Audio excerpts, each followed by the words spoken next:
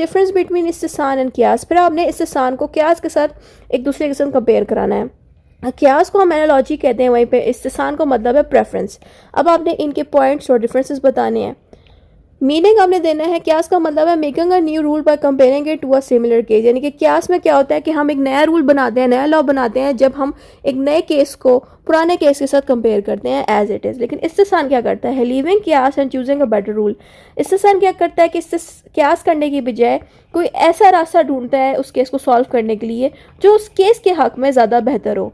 तो ये चीज़ होती है इस्तिसान। यानी कि कियास ये नहीं देखता कि केस के हक में बेहतर किया, वो जस्ट उसको पास्ट के कॉजेज़ के साथ, रीजंस के साथ मैच कर देता है, जो मैंने पिछली वीडियो में कियास के बारे में बताया था, कॉजेज़ का, रीजंस का।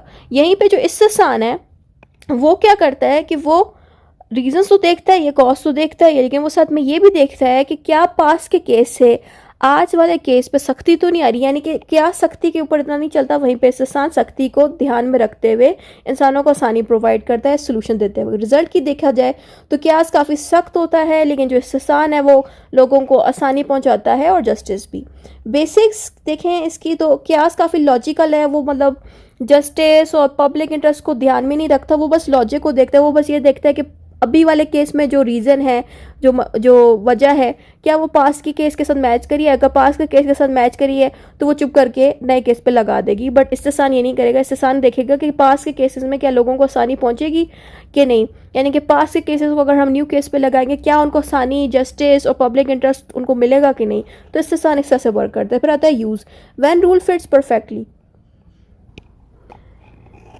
कियास क्या करता है कि रूल्स को, यानी कि लॉज को as it is same to same लगा देता है न्यू केस पे।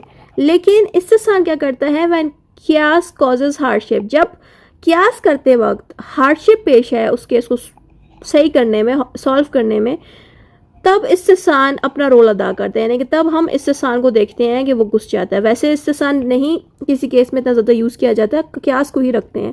लेकिन जहाँ पे कियास बहुत ज़्यादा सख्ती ले गया है, केस को सॉल्व ना कर पा रहा हो, तभी आप देखेंगे कि इस्तिसान को उस जगह पे यूज़ किया जाएगा उस केस को सॉल्व करने में।